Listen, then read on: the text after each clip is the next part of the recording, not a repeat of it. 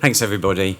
And a big welcome to the Cambridgeshire and Peterborough Pavilion this lunchtime slot. So really great to see so many faces. I know we're competing with sunshine and food at the moment. So welcome. This session is all going to be about Cambridgeshire and Peterborough's local growth plan. And there's probably different levels of understanding as to what our local growth plan is all about, really. So I wanted to reference some documents that you may have found on your chair. This is the Cambridgeshire and Peterborough investment prospectus, and this is almost like the precursor, if you like, to the local growth plan. This is the first single. This is going into the charts, and we want you to buy into it. And the album, we're still working on the album, but it's in play. And it can listen to some of your responses today, because the album is the local growth plan itself. Before I introduce this brilliant panel that we've got, just a few things. So just to say, local growth plans are really important to mayoral strategic authorities moving forwards. They are 10-year statutory plans. They are there, essentially to drive growth across our patch, across our area. And they are really the precursor to integrated settlements. And integrated settlements are actually about putting place first in the way that we work as a country, as a government. Putting place first, like the Greater Manchester Trailblazer deal has done, 630 million, determined as part of the Comprehensive Spending Review. That's the direction of travel for mayoral strategic authorities, and we are a mayoral strategic authority, so that's the aim of our local growth plan. You'll see in the document we've set some priorities, and we are working on a really important investment pipeline to take us forward into the future. So without more ado, I'm going to ask the panel to introduce themselves, and then just starting on my left, Frank Jordan, who's Cambridgeshire County Council. So, good afternoon. Pleasure to see you all. So I'm Frank Jordan. I'm the Deputy Chief Executive, as well as the Executive Director for Place and Sustainability at Cambridgeshire County Council. Main responsibilities relate to highways, transport, strategic planning and the environment, and particularly what the County Council's role will be in terms of supporting growth and the local growth plan. So nice to see you all. Brilliant. Thank you, Frank. Over to you, Joanne. Hi everyone, I'm Jo Sainsbury from ARUP. I'm a director in our multidisciplinary engineering business, and I head up our new Cambridge team.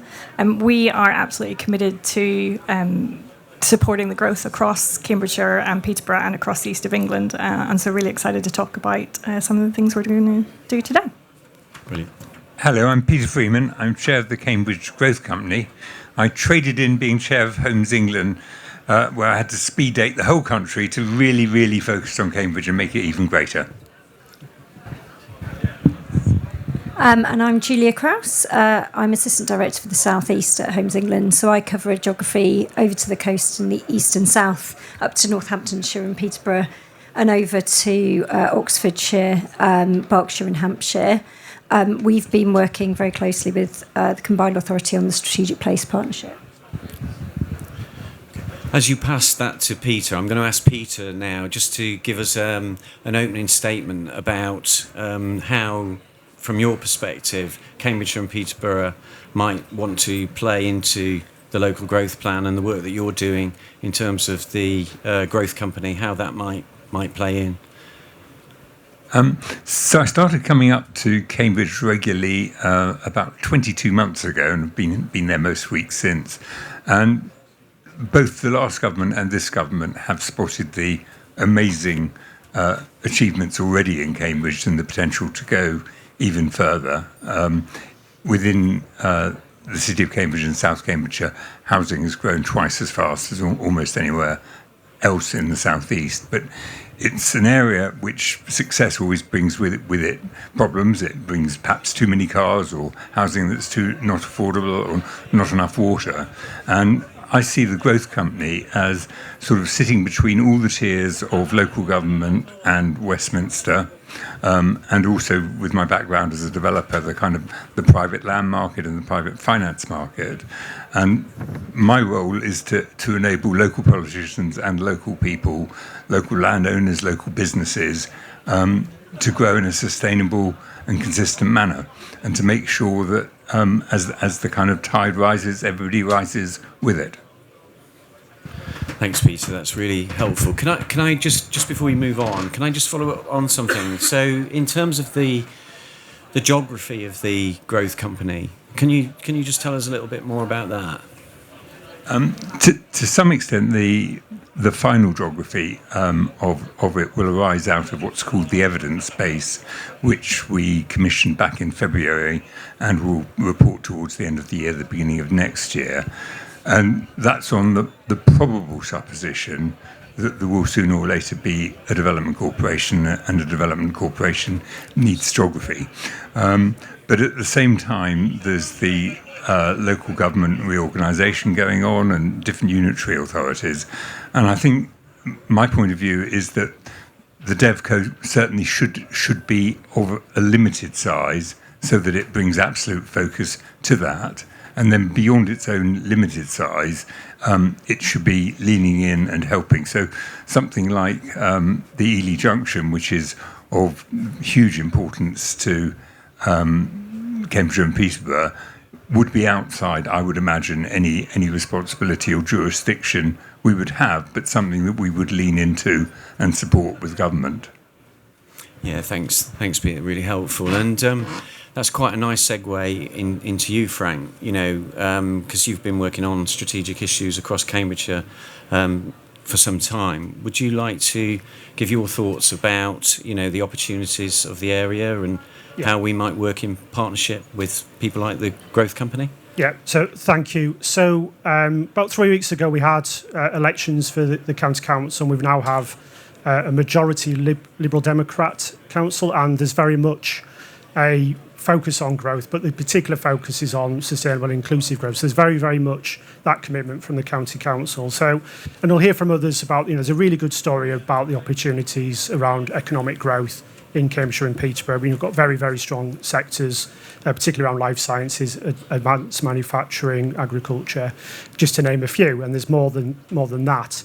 But from a county council perspective, we've got significant responsibilities for looking after people. A vast majority of our budget's looking after people. And one of the key things that we particularly think we should highlight is actually Cambridgeshire and Peterborough already offers a very significant high quality of life to people. We do a survey across all of our residents every year, and we get consistently high feedback from residents about how people perceive Cambridgeshire, particularly as being a great place to live. Over 70% of people who do respond to us say it's a place that they feel happy in, it's a place that's safe, and it's a place they actually want to bring their children up in. So when we're talking about future investment and future development, it's important to have houses and jobs, but it's also important to have really good quality places where people do actually want to invest and actually bring their children and their families to. So that's something that we'll be focusing on. So as we go forward as a county council, we really want to harness that opportunity. First of all, celebrate that we already do offer a significant high quality of life. But as we look at future developments, how we can actually bring those developments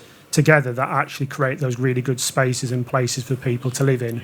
So what we'll be doing as a county council, we start to do some of this more so with existing developers, thinking about, for example, the time and the quality of school places, the time and quality of social infrastructure such as libraries, and then how we can continue to work with our services to get people into employment. So I think that will also support growth. So that's one particular perspective.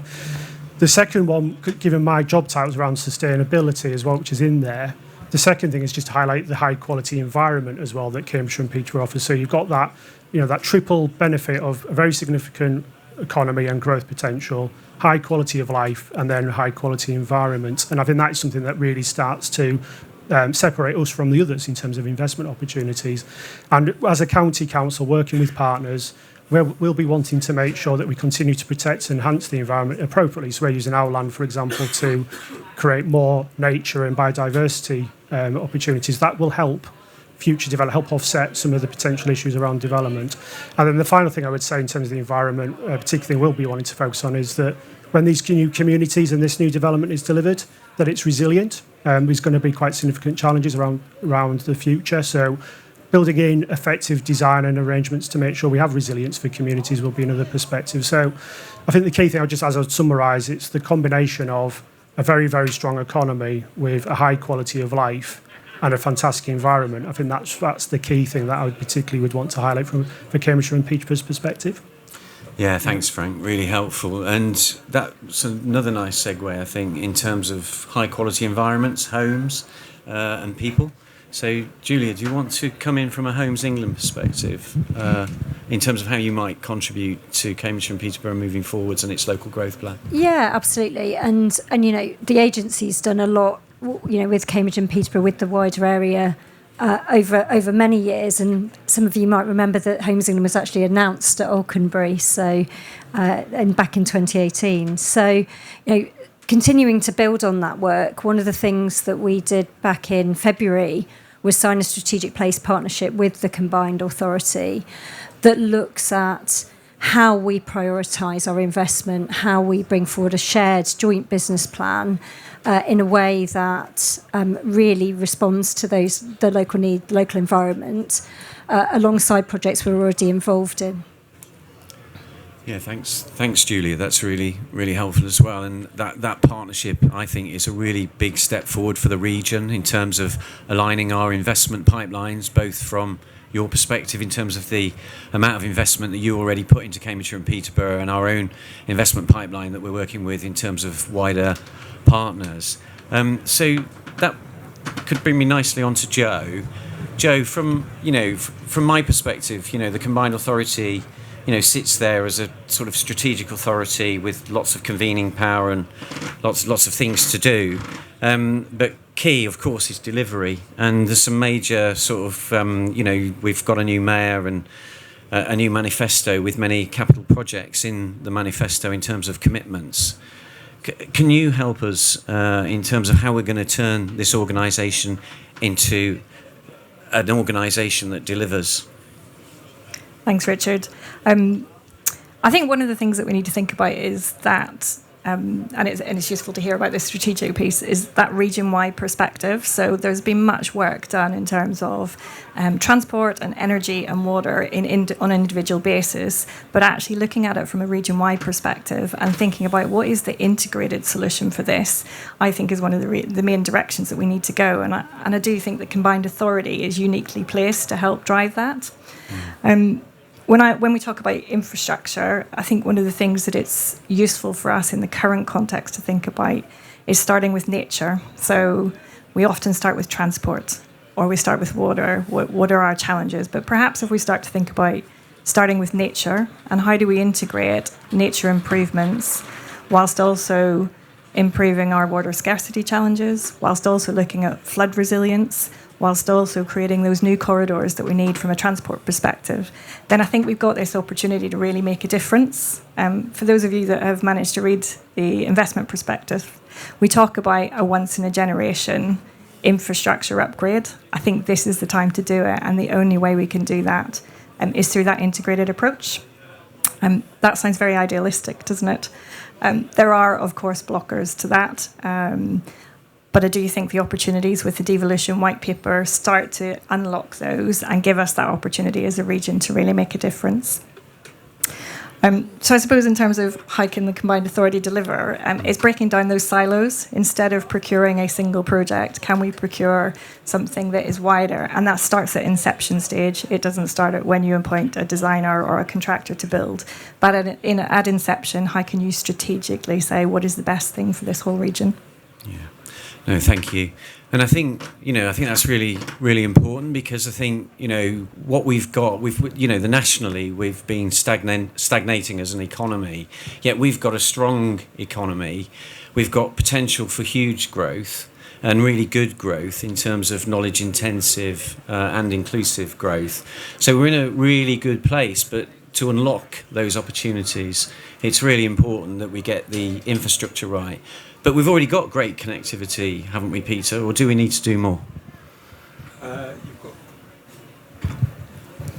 You've got great connectivity some ways, like you can get to King's Cross in 56 minutes. My shock is that when I went to an early meeting in Peterborough and I thought I'd then get on a train to Cambridge, I ended up having to go from Peterborough to Stevenage to get back to Cambridge because that was the quickest way. So we need to improve that connectivity a lot. And we need to improve public transport by whatever means quite a lot. Yeah. No, thanks. Frank, do you want to comment on that as well? Well, we talk about physical connectivity being one of the challenges, but for some of our communities, we've got digital connectivity issues as well. So whilst we've got really good digital connectivity, one of the key things we want to do is make sure that we get that core digital offer to all of our communities. But just picking up what Peter said, I think the region is very well connected to Cambridgeshire and Peterborough, and you can get to most parts of the UK very easily. The challenges come for that last mile. It's actually getting into particularly the key centres of Peterborough and Cambridge. And I think that's probably where the biggest challenges are in terms of how do you deliver the growth and create a sustainable transport model that enables that growth to be delivered, but creating effective transport delivery models. So I think that's probably the key challenge. And that's some of the things that we're working at a partnership level with the district councils, with the combined authority, with the growth company, to come up with what is that strategic model for actually enabling that connectivity to work. So it is a strength, as you highlight. We definitely do have great connectivity, but it's getting the last mile connectivity, I think, is the key challenge for us. Okay, thanks. And any solutions in relation to that last mile?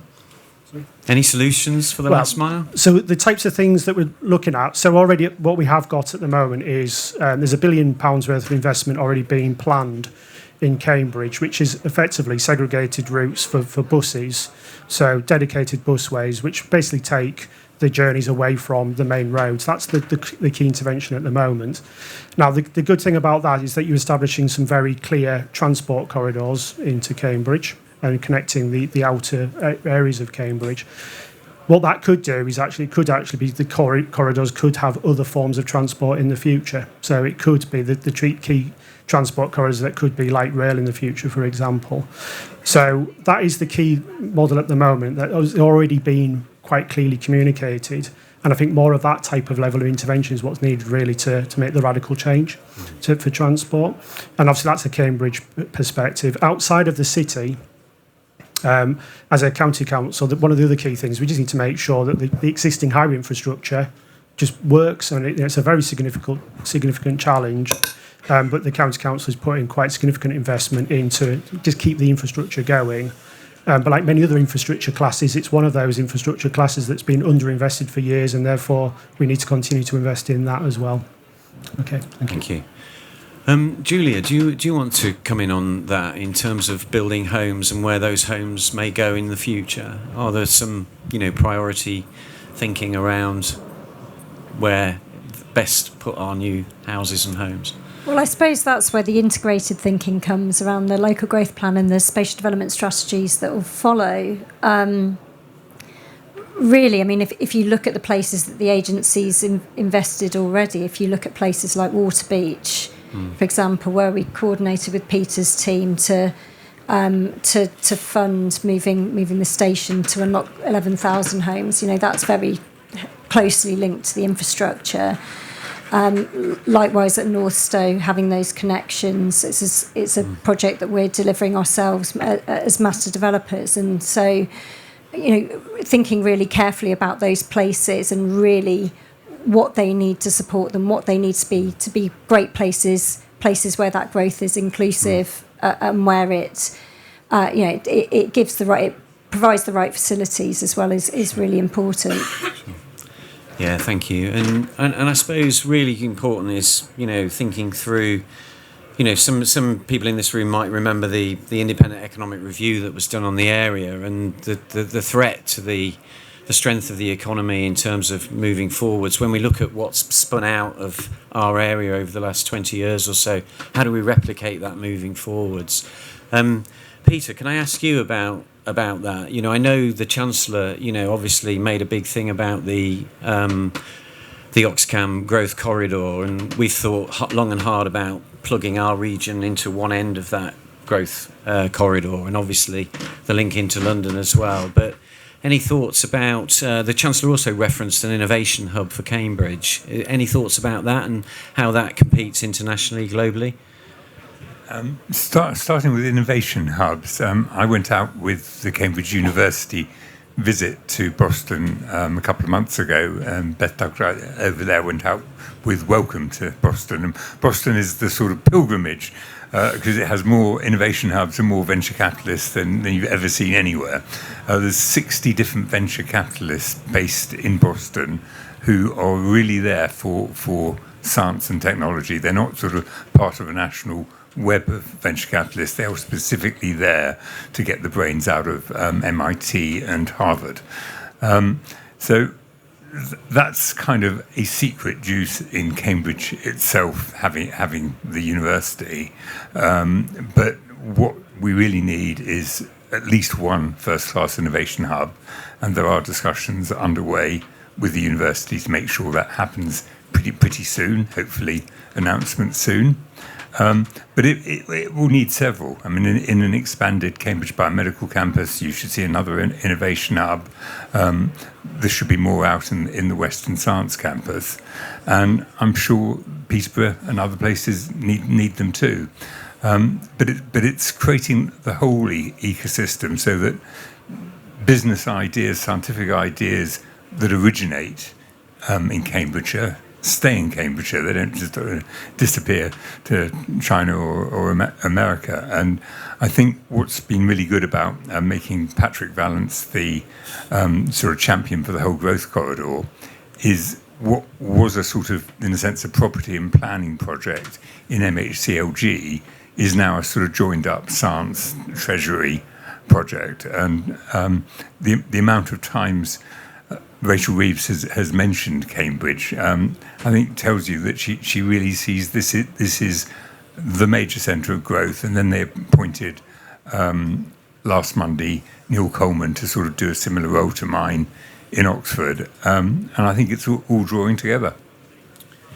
Yeah, thanks, Peter. And that was reinforced in last night's ministerial reception, I think, from the Minister for Investment, who singled out, the Oxcam growth corridor as really being significant for the future of the UK economy and all our other English regions. I suppose one of the challenges for us as a region is very much, we've got this strong innovative economy, but how do we spread those benefits? It's a massive issue for us, and we've got this huge potential called Peterborough. Which, if you think about the role that Milton Keynes plays in the corridor, what's the opportunity for Peterborough? Jo, would you like to come in on that one? Yeah, certainly. I might shift it from Peterborough slightly to Leith for a moment. Okay. I had the benefit of living in Huntingdonshire for 10 years, and actually it's quite uniquely placed between Cambridge and Peterborough. It's also an absolute hotbed of innovation when it comes to advanced manufacturing, and I think that's an opportunity where we can make more of it.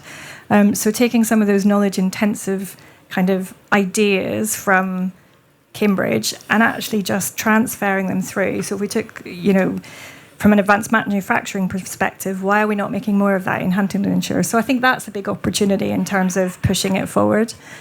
Peterborough is so well connected already. That's where I got the train from this morning. It's really quick to get to Leeds.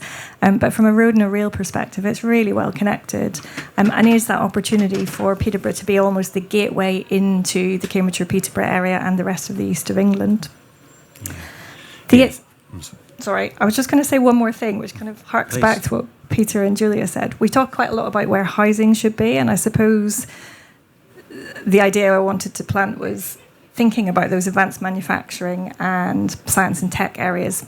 Putting housing and employment together is also a really important thing to think about, and perhaps we should talk a little more on that.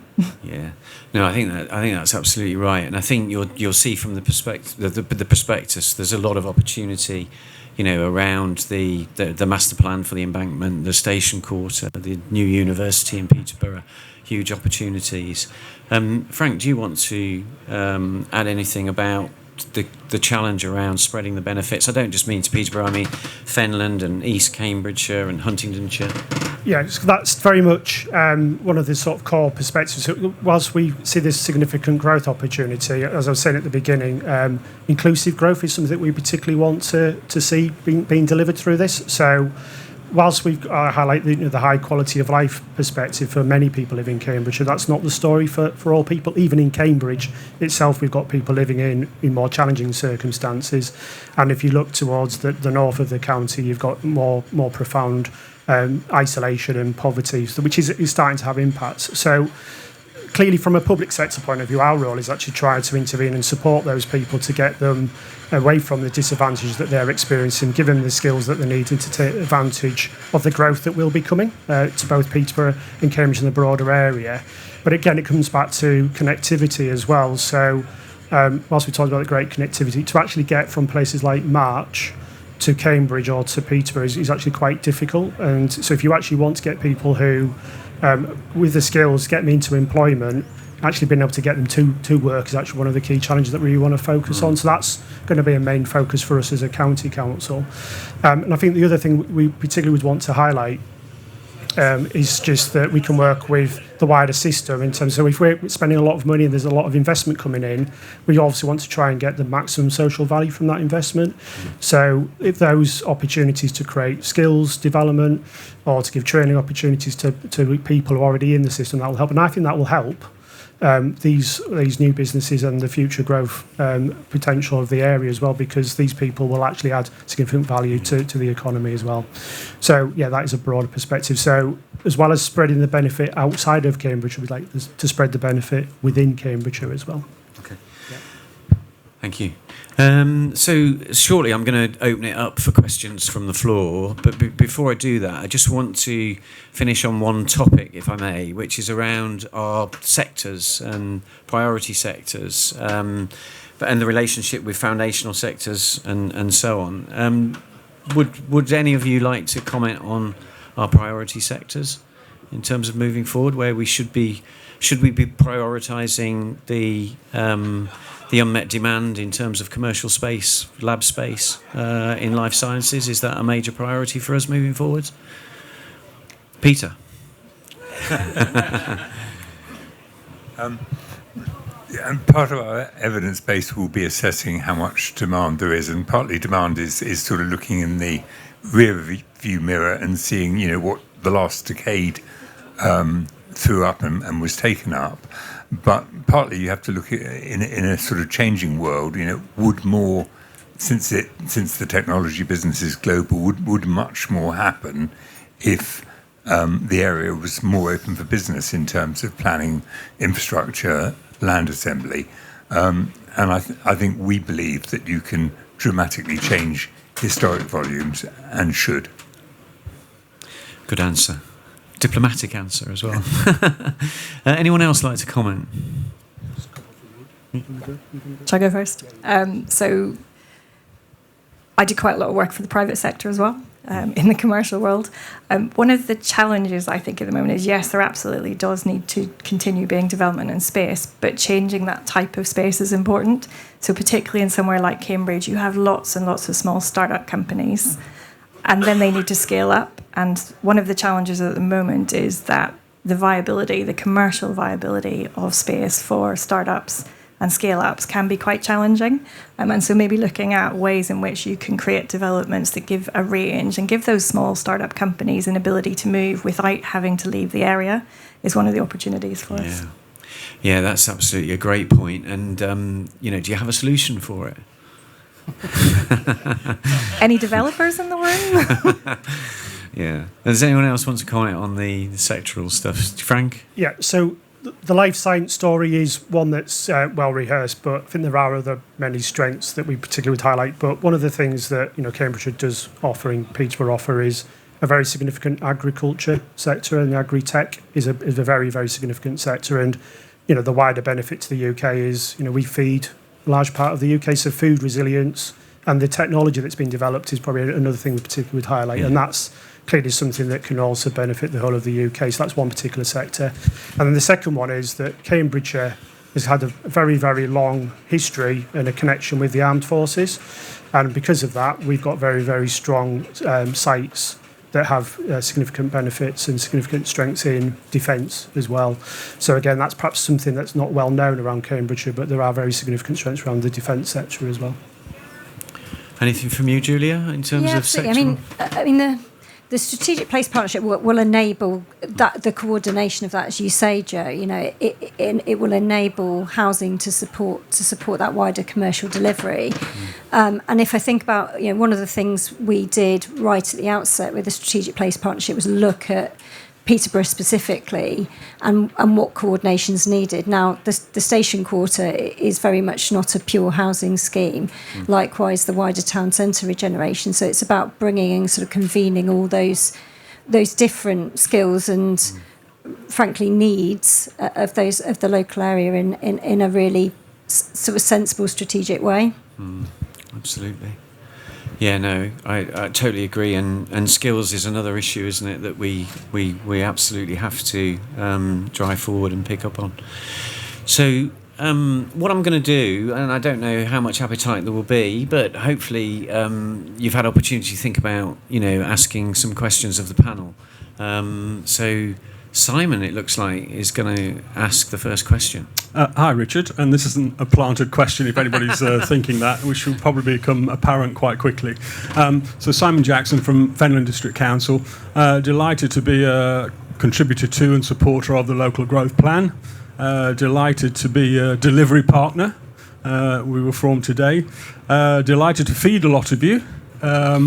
Delighted that following £150 million investment in a plant in Peterborough, we're probably going to feed your pet as well. And delighted that when you turn your tap on in and around Cambridgeshire in the next 10 years, something's actually going to come out, hopefully water. So we're delighted about all of that. One thing I would be interested in terms of the local growth plan, and I kind of know the answer to this a little bit, but maybe others don't, is one of the things that we face, and if you go into businesses as we do, you'll find, when you ask them business what the issue is, it's can't get the people, but also struggle to get power.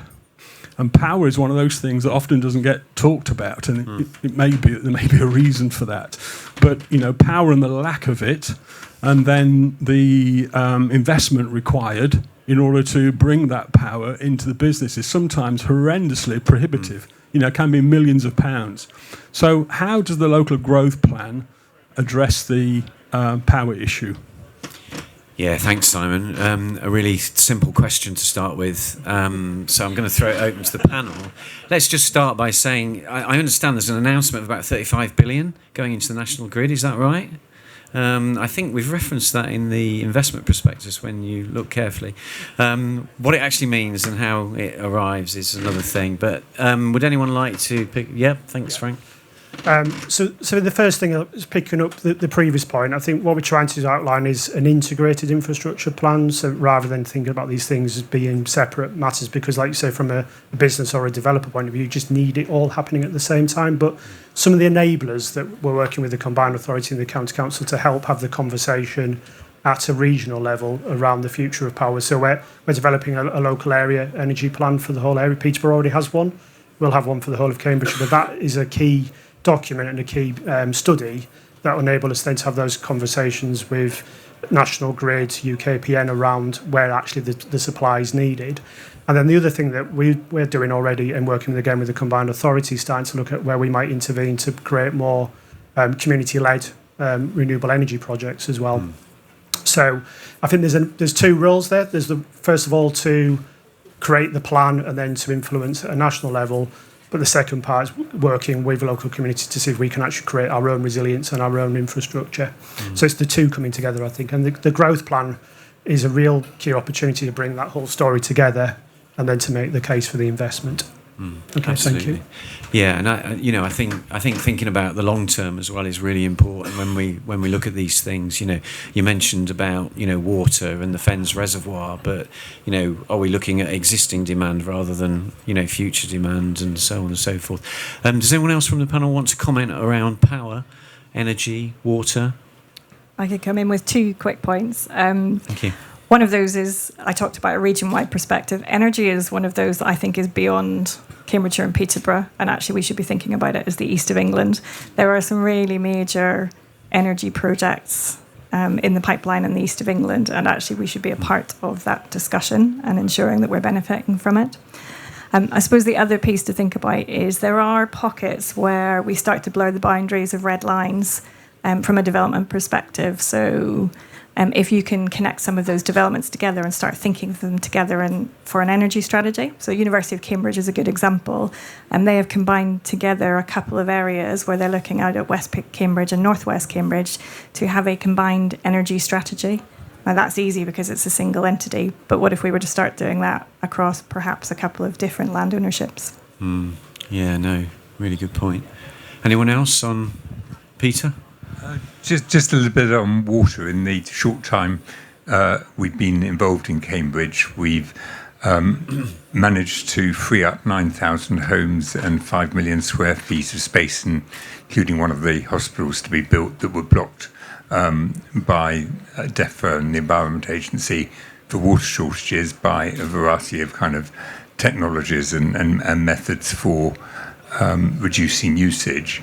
And we've set up a water scarcity group that is working very closely with other bits of government and the water companies. We brought in as its chair Dr. Paul Leinster, who was chair of the chief executive of the Environment Agency and is an acknowledged water specialist. And each week we discover another thing. We have meetings with a series of large farmers in the southern levels who pointed out that they are pumping water out to sea because they're sort of below sea level, and we're looking at whether you can store water that is actually at the moment being pumped into the sea. So we will get there. It's a question of putting the brains and the money and the convening power. When you say we get there, is that the growth company or is that a rural we? Yeah, thank you. Yeah, no, absolutely. And it's right that we do collaborate. And I think Simon's point actually is quite interesting, isn't it? Because what he's kind of sort of saying is we do all these things for you in Finland, and, you know, there's a quid pro quo, isn't there, you know, in these things, you know, in terms of the skills, the jobs and everything else that goes with the economy. So I think it's really important that we see this as team Cambridgeshire and Peterborough. Any comments, any further comments on that? Or shall I throw it open to the next question? Next question. Hi, Emma Chaplin, Cambridgeshire Development Forums. Thinking about that regional perspective and making sure that the surrounding areas benefit from this growth, thinking about surrounding market towns, people commuting into Cambridge, thinking about linking up with the Oxfordshire corridor and all these very important surrounding areas. How far are their efforts to align with other local plans in order to achieve this kind of wider strategic development strategy, and so that down the line local plans aren't having to be kind of rewritten to align in surrounding areas to make sure that that transport links up and all of that, so we don't come to a spatial plan that says all these really great things, but then local growth plans that don't necessarily align with all of that. No, that's a great question. I mean, if I can just take Chair's prerogative and just say, I think that really makes the case for place. And I think place is so important in all of this. And I think the whole heart of the government agenda is driven by having this more horizontal approach and embedding this sort of strategic as well as the local, and the strategic and the local working together across places. I think is going to make a massive difference to the way this country delivers into the future. I think we've seen too much in the past of over-centralisation and too many vertical structures and vertical bodies, no disrespect to Homes England, working, you know, primarily vertically and not enough horizontally. But the Strategic Place Partnership tells us and shows us that that is changing. Does anybody want to add anything to the question there? Joe, I can see you looking. No, Peter? No? It's a great question. Only that, I mean, one of the privileges of my role is that I cover a much larger geography than just Cambridge and Peterborough, and actually one of the things that we try and do a lot is connect other places. You know, no two places are the same, but there are commonalities, there are common challenges, and actually sometimes it's just about convening those conversations and making sure that the right people are in the room together to really share best practice, share ideas, and get that connectivity going. No, really good. Thank you. Okay, any more questions? Gentleman there, sir. Thank you. I'm Ashley Dunseith from Urban Dynamics. I'd like to start by just saying I commend the local growth plan and everybody that's been involved with it. I think it's a superb strategy. My question is still to do with how do you accelerate the route to planning and planning consent? Because, of course, all of the great projects and everything that is within the growth plan is still subject to the same challenges and criteria to be able to deliver through planning. Yeah, thank you. And if you're going to open like that, you can come again for sure with statements like that. But you've also asked a really good and very difficult question, so I'm going to completely dodge it. And I'm going to start with Peter on that one because it's such a challenging planning question, and he might say the growth company's got an answer. I think to some extent it is about detoxifying the fact that planning is seen as a battle. The applicant is going to battle with the local authority. The local authority may have some sympathy with the applicant because it wants growth, but often shows little sympathy because it has residents who are opposing it. And if there were more honest dialogues early, where you actually were realistic about what the land value uplift was, the council were realistic about what the infrastructure or affordable housing ask was. And I think it's probably about 25 years ago, planning performance agreements sort of began where developers paid the local authority to staff the application.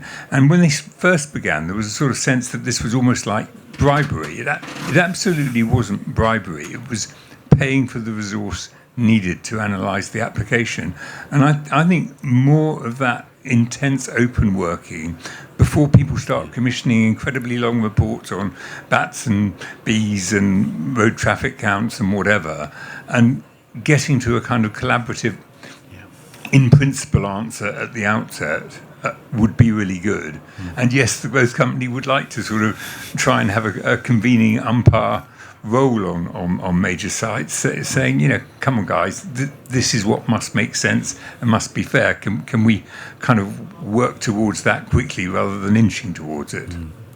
Yeah, I think that collaboration is really very important. And any thoughts about the planning reforms and whether they go far enough? Anyone? Above my pay grade. I know King's Council. Anyway, I'm not going to go there. No. Can I just pick up on a couple of things that Peter said there? Definitely not going to planning reform either. No. I think you're 100% right that early dialogue is important. And the key is that early dialogue has to be with more than just the planning authority. So we've seen in Cambridge in particular, some of the biggest challenges have been about statutory consultees like the Environment Agency. And coming from a consultancy background, we do spend a huge amount of time and effort producing large reports. But if we could have those conversations earlier, then those reports could really address what some of those challenges are. Yeah. No, I agree. And it's things like infrastructure as well, isn't it? We've got to speed up our infrastructure delivery. I mean, we really do have to deal with national infrastructure in a different way. And I still think that there is something in directly elected mayors, having call-in powers and things like that. I think it could enormously contribute. Does anyone? Yep. Thank you. Sorry, no apologies for another planning question. But obviously, it's great to hear that we're all going to try and work collaboratively, and I think everybody in the room recognises the opportunity that Cambridgeshire and the wider Peterborough area has. But you've got component parts of that all at different stages of their local plan at the moment. So, it's a plea really from a developer in the room to ensure that there is some joined-up thinking here, because if not, we are going to miss an opportunity. And I think that's especially around, Peter mentioned it earlier, around the evidence base.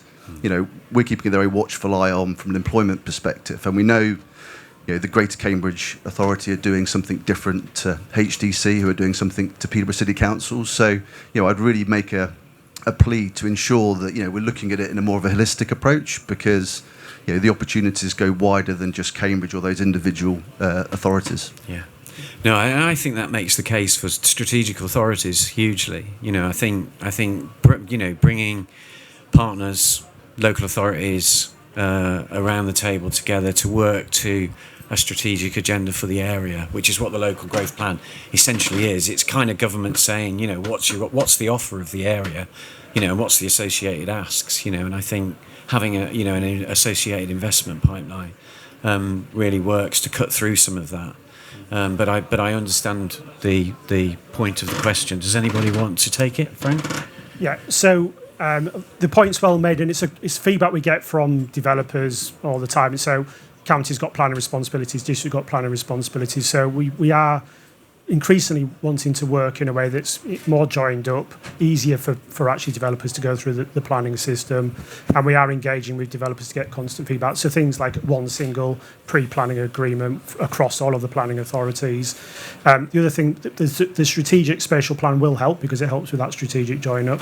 And the other thing that particularly we want to start looking at, because one of the other issues that I see and have many conversations with developers, it's about the timing of things like Section 106 agreements and when the developments will pay for infrastructure. And I think increasingly, if you want to get things away, probably more of a role for the public and private sector to work together to actually get a different funding model, so you get the infrastructure in first, both the technical infrastructure and that social infrastructure that I was talking about. So different models to actually unlock, and that's something that the County Council and the Combined Authority in Homes England have already done in places like Waterbeach. So that's the type of thing we'd look at. So it's a combination of joining up, collaborating, better strategic planning, and getting feedback from developers where we can improve, because sometimes we get feedback and say, actually, that is quite shocking, and we sort it out. So I think the ongoing dialogue is what we need to have as well. Yeah, thank you. Thanks, Frank. Julia? One of the parts of Homes England's remit, in fact, in the letter to you back in September last year, talks about the New Homes Accelerator. And one of the things that does is look to join up some of those strategic issues, convene particularly issues around statutory consultees, and also to try and unblock some of those projects in the system as well. So there is a real kind of concerted effort to support that at a national level as well. Okay, thank you.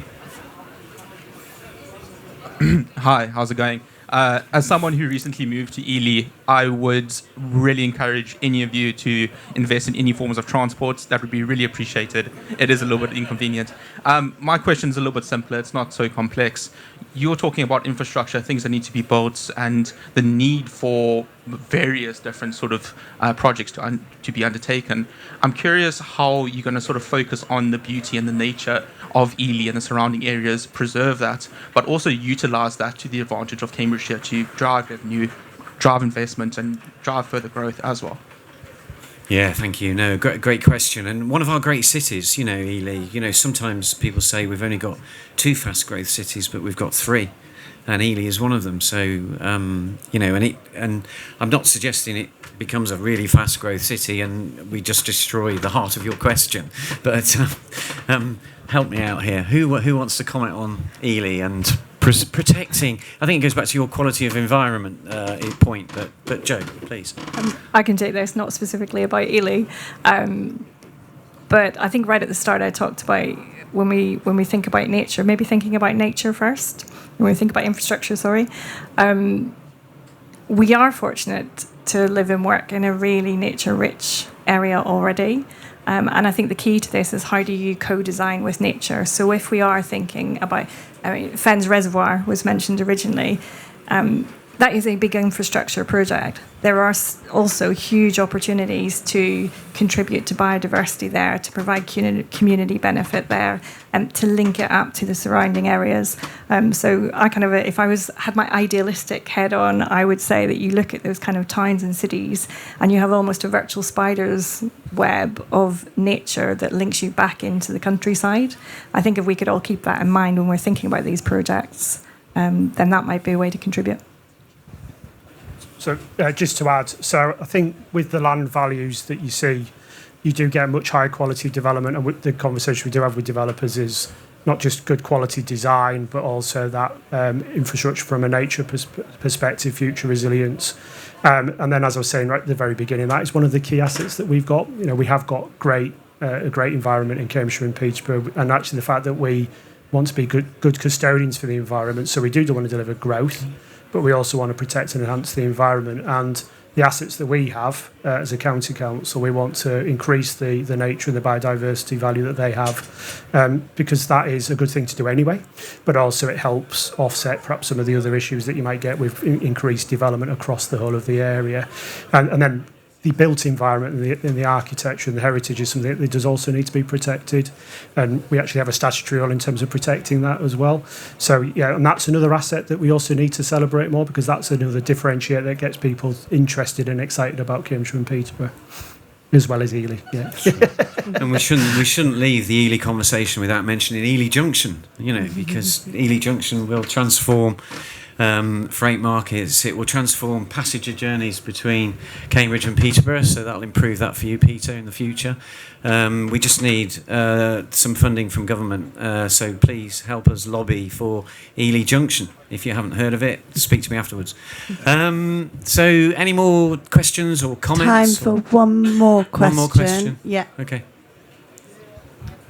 Good afternoon. My name's Sean Owen from Goldbeck Construction. I've actually come to this quite blindly. I've not done any work. We've not done any work really much in Cambridgeshire and Peterborough. We were really interested in just seeing what you guys are looking at and how you're looking at growing. One thing that stood out for me was your priorities. Looking at advancement in manufacturing, looking into new technologies, in new innovative methods of developing and delivering things, but also in materials. That lines up really, really well with us as a business, and we invest huge amounts of money and time in research and development and new methodologies. I suppose my question to you is probably more focused at Frank and Julia, really, is in terms of delivering these three growth priorities, are you looking to encourage and drive more innovative construction methodologies, more innovative materials within that process of actually delivering? And if you are, how are you looking to do that? Well, I think more innovation in construction will do two things. It's a way of actually getting more pace in terms of delivery, more sustainability, reduce environmental impact. So it's certainly something that we would want to have ongoing conversations. So as we've outlined, we've got very, very early stages around the future. So having conversations with developers at an early stage in terms of what would be the way of actually getting these schemes to be developed in a sustainable way and at the accelerated level that we want is the types of conversation we want to have. Because as Richard said at the very beginning, we've released the single, the album will follow, so we're still at the early stages. So this is why we want to have events like this, so we can get your involvement and input into the delivery and development plans. Yeah, thank you. And can I just say, we've got a new lead singer and songwriter, which is the new directly elected mayor. That could be very career limiting. I shouldn't extend these metaphors. You shouldn't give me a microphone. Julia, do you want to comment on that? The question was also directed at you. On the no, don't comment on the joke, whatever you do. Yes. So at a national level, the agency is really interested in how we can deliver more quickly, high-quality homes, modern methods of construction, and kind of how we might be able to support those. That's absolutely something we've been looking at over recent years, and we have actually tested it out as well. Actually, so there's development at Northstowe, which is using that sort of delivery as well. So we're very interested in that, in anything that can really help drive that delivery within the sector.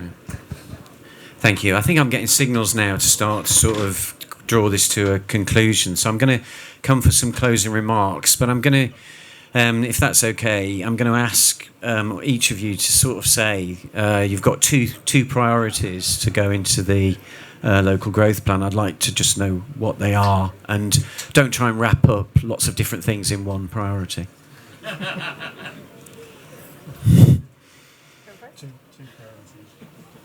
Well, I'll say what I said at the beginning. So obviously, as I said at the beginning, clearly there's lots of focus on the economy and the key sectors, but focus for me, quality of life, quality of the environment. Thank you. Well, that's hard to follow, isn't it?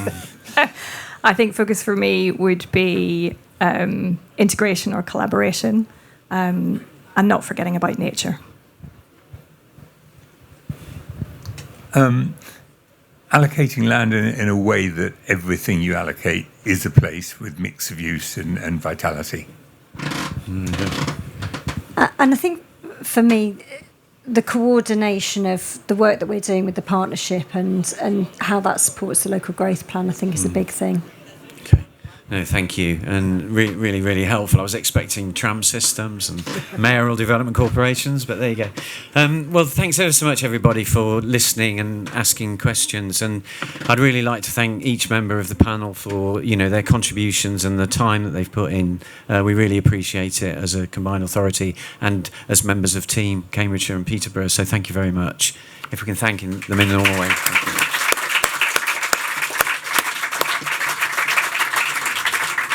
And that's it, folks. Thank you very much.